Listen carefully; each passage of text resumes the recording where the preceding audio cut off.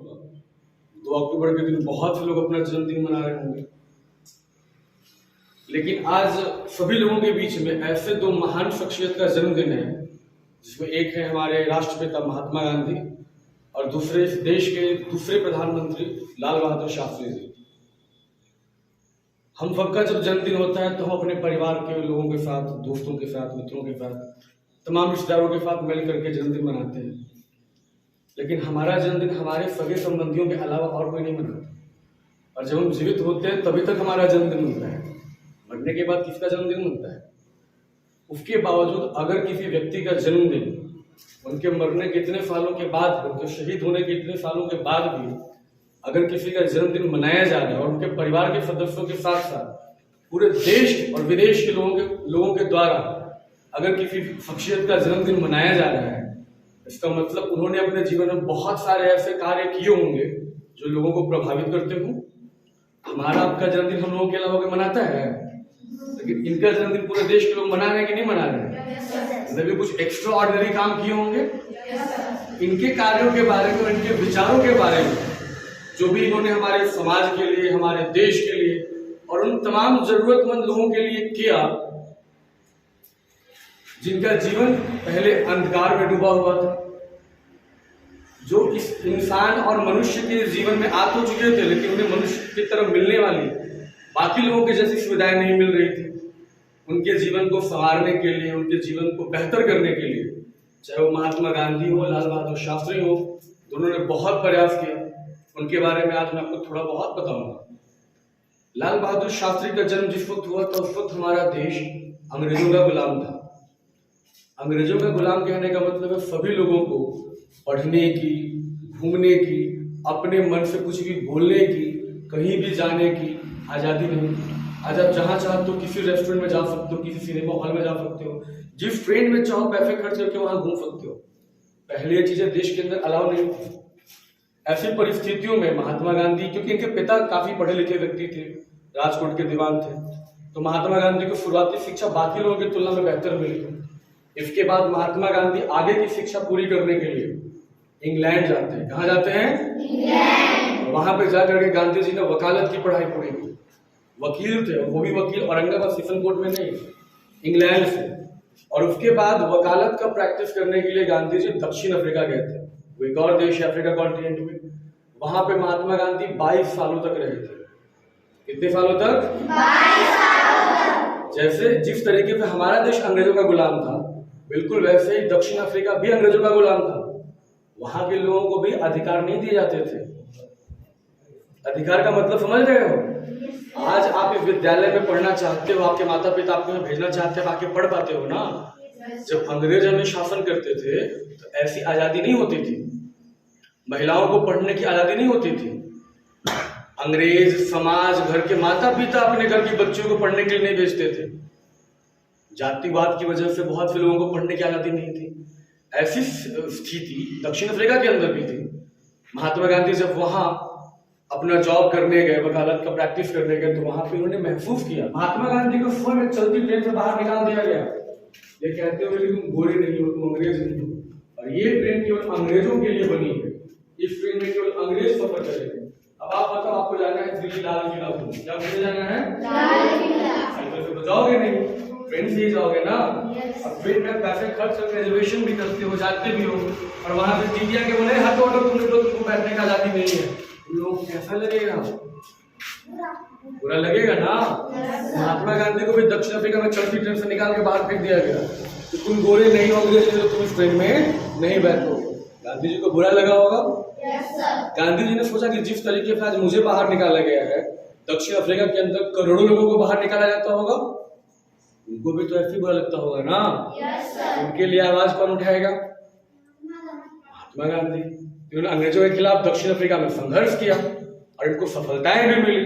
उसके बाद गांधी जी को लगभग 50 साल हो चुकी थी, तो इन्होंने सोचा कि अब भारत लौट जाते हैं अपने देश।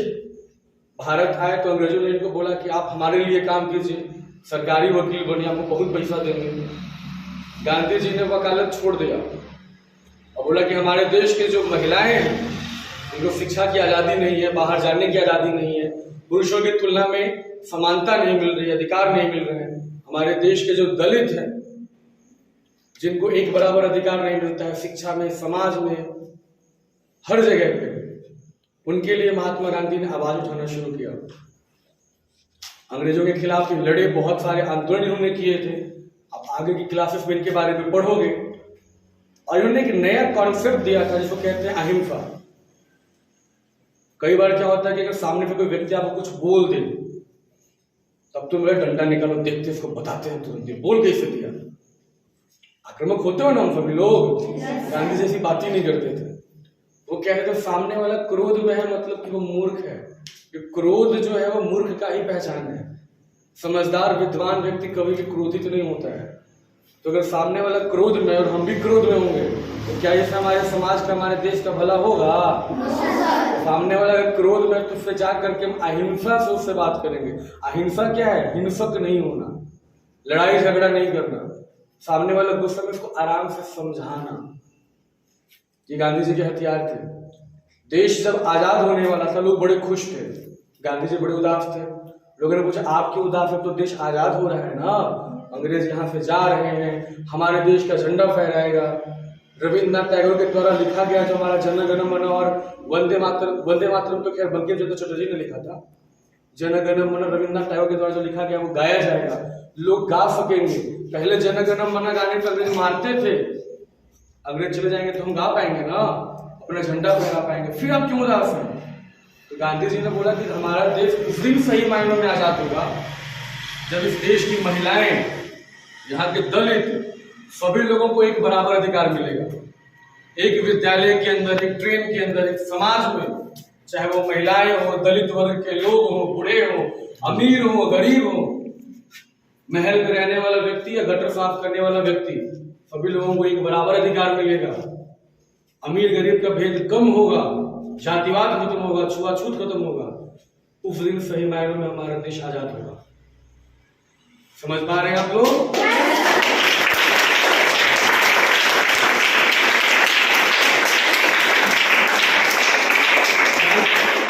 गांधी जी ने एक नया विचारधारा लाया जिसको कहते हैं सर्वोदय।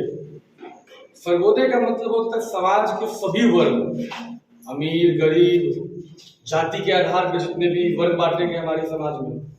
सर्वोदय का मतलब है कि समाज के सभी लोगों को एक बराबर मौके दिए जाएंगे आगे बढ़ने के, और सबका कल्याण होगा, सबका विकास होगा, तब जाकर के सही मायने में हमारा जो देश है वो आजाद हो पाएगा।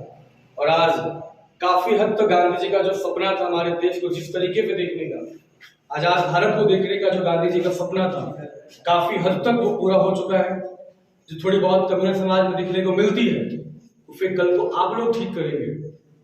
आज आपके माता पिता जिस उम्र में है, कल उस उम्र में आप भी पहुंचोगे। जातिवाद फैलाता कौन है? समाज के लोग ही फैलाते हैं। अगर हम जागरूक हों, शिक्षित हों, हम महिलाओं की शिक्षा को आगे बढ़ चढ़ करके प्रोत्साहित करें, जातिवाद को खत्म करें, छुआछूत को खत्म करें और अपनी विचारधारा को बेहतर करें, तो गांधी जी का सपना पूरा हो जाएगा कि नहीं हो जाएगा? अभी आधा पूरा हुआ है ना, बाकी आधा पूरा करने की जिम्मेदारी किसके ऊपर है? हम सबके ऊपर है। हमसे मिलकर समाज बनता है। तो ये थी बातें गांधी जी के बारे में। अब 2 अक्टूबर को एक और महान शख्सियत का जन्म हुआ था। गांधी जी का जन्म हुआ था 1869 में, तो लाल बहादुर शास्त्री जी का जन्म हुआ था 1904 में। जैसे इनके नाम में शास्त्री तो ब्राह्मण जाति में इनका जन्म हुआ था। जब ये 7 साल के थे इनके पिताजी की मृत्यु हो गई। अब घर में कोई कमाने वाला नहीं है, लेकिन लाल बहादुर शास्त्री को पढ़ने का शौक था, पढ़ना चाहते थे, लेकिन पढ़ेंगे कैसे? पिता तो है नहीं। ऐसा बताया जाता है कि काशी बनारस में इनका जन्म हुआ था लाल बहादुर शास्त्री का, और इनका जो विद्यालय था वो गंगा के दूसरे छोर पे था। अब तब रेलवे लाइन इतनी बढ़िया थी नहीं, बस भी नहीं थे, और गंगा नदी में पानी बहुत ज्यादा होती है, लोग नाव से जाते थे दूसरे तट पे। लाल बहादुर शास्त्री जी के पास पैसे नहीं होते थे कि वो प्रतिदिन नाव वाले को पैसे दे, बोले कि भैया हमको नाव के ऊपर ले चलो, पढ़ने जाना है। तब लाल बहादुर शास्त्री क्या करते थे? अपने कपड़े उतार कर अपने बैग में रखते थे और तैर करके गंगा को पार करते थे। और ऐसा एक दिन नहीं हुआ, कई बार हुआ।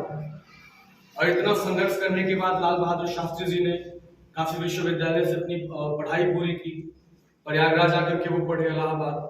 और उसके बाद लाल बहादुर शास्त्री इतने विद्वान हुए, उन्हें इस देश का प्रधानमंत्री बनने का सौभाग्य प्राप्त हुआ, या हम यूं कहें कि इस देश का ये सौभाग्य हुआ कि लाल बहादुर शास्त्री इस देश के प्रधानमंत्री बने।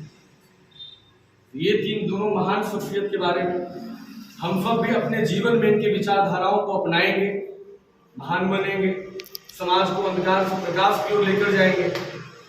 हो सकता है कि आप में से किसी का जन्मदिन इस तरीके से धूमधाम से बने। तो इतना ही, धन्यवाद।